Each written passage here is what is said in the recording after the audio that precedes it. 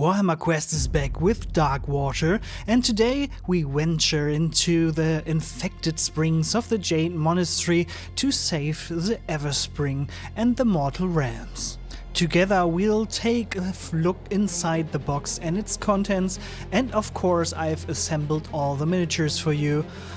We will take a closer look at those as well, and I've also thoroughly play tested the game already so that I can give you a solid impression of how it plays.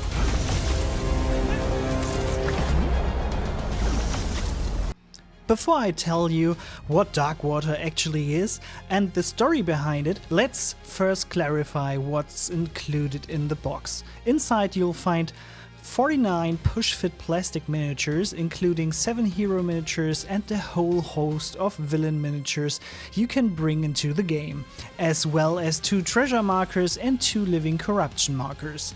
Of course, the game also includes books, a 36-page softcover rulebook and a 38-page hardcover cardbook that you can play on. In addition, there's a large amount of game material included in the set. Among other things, 341 cards, a double-sided quick start sheet and various markers. The box itself is made of very high quality cardboard, and on the back you can see all the content I've just listed. As you can imagine, the box has quite a bit of white, since it's packed full of great stuff. A large portion of that white comes from the beautiful book you play on. The heroes come on a shared sprue, and all the miniatures in this set are push-fit models. That means that you can remove them from the sprue, clean up a bit of mold lines, and then simply push them together and start playing right away. One small downside of the push-fit models is that small gaps can appear here and there, where parts don't fit perfectly together. In principle though, you can also cut off the packs and simply glue the models instead. The game components come separately packed and are really well thought through. Not only do you get a quick start sheet that lets you jump straight into the adventure, this even includes a QR code for a video tutorial. All the markers and other accessories you need for playing are securely packed as well. You don't need all the cards right at the start of the game, so it's very convenient that you get various cardboard boxes to store the cards you don't need yet, such as the cards for Act 2 and 3.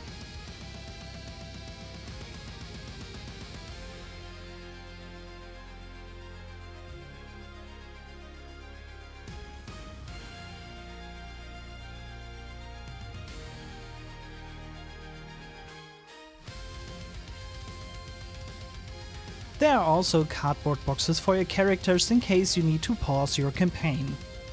Unlike, for example, Cursed City, Darkwater comes with a card book featuring really beautiful illustrations and hex fields, and these hexes and various symbols on them guide you through the setup and options of the current scenario and help you place enemies or find your starting positions. This slim rulebook includes background lore as well as the rules you need to get started. These are kept fairly simple and, compared to Cursed City, help the game to flow much more smoothly. They are also generally not very complicated. A lot of it is explained through the cards you use during play, and naturally the background information about the Jade Monastery and various characters and enemies is included as well. Each has a short paragraph explaining their backstory and why they are present at the monastery. At the end, there are a few hobby tips and a reference page.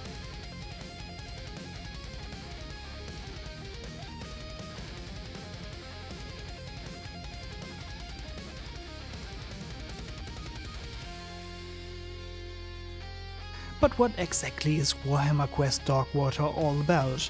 Warhammer Quest Darkwater is set in Giran, the realm of life, a vast expanse of forest and meadows and shimmering lakes, scattered by war and decay. Alariel, the Everqueen, goddess of nature, claims Giran as her domain, but her rule has been almost usurped by Nurgle, the foul plague god.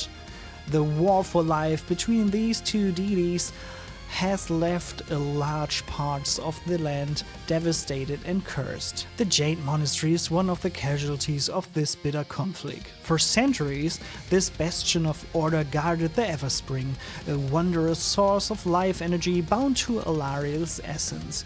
The betrayal of Gulgak's Pust brought the monastery and its defenders to their knees, though he could not completely break its protective enchantments. Beneath the crumbling walls, the waters of the Everspring continued to flow untamed, guarded by wards that even Nurgle's champions could not break. Whether this continues, and how the story deepens over the course of the acts, you'll have to discover for yourself in Warhammer Quest Darkwater.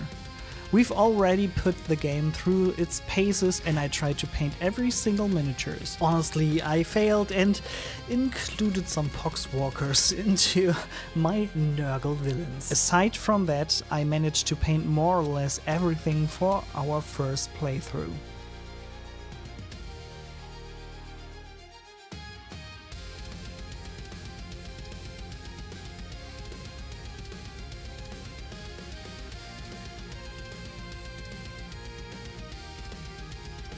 Unlike Warhammer Quest Cursed City, you no longer roll dice to activate your hero. Instead, you have 3 cards: Move, Attack and Assist.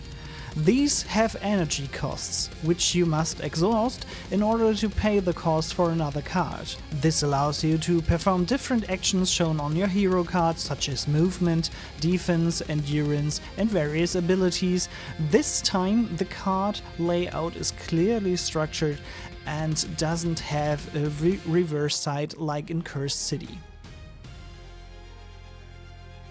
To begin the game, the group leader draws 2 cards and chooses one. This card describes the mission, how to set up the miniatures and what your main objective is and which side quest can be completed. It also specifies whether you have only 3 turns to win the mission or perhaps all 6 turns to complete it. The missions are highly varied and also built on each other for some extent, or at least that's how it felt to us. The story progresses steadily and we had a lot of fun.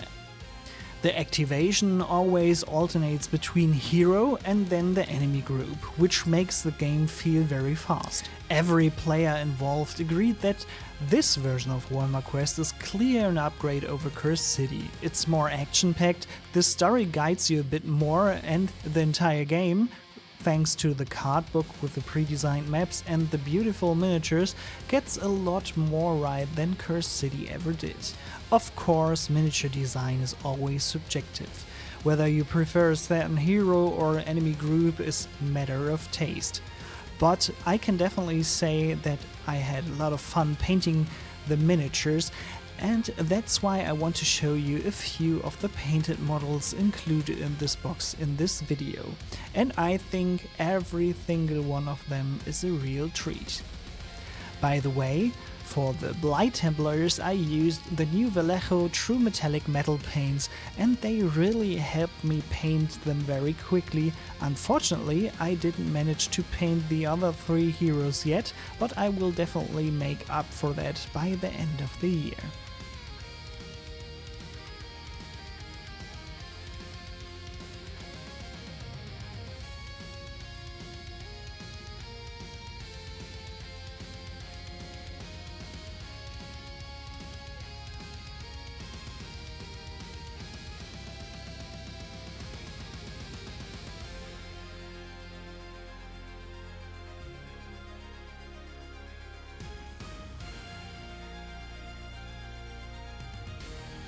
With the Pestigors and Pox Wretches, it's worth noting that each appears twice in the box, but as you can see, each model has an alternative equipment, so they end up looking very different.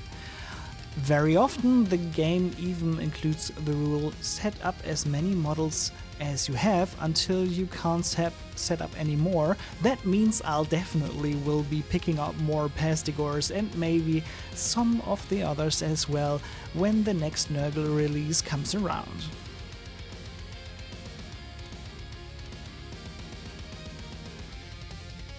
So is Warhammer Quest Darkwater worth it?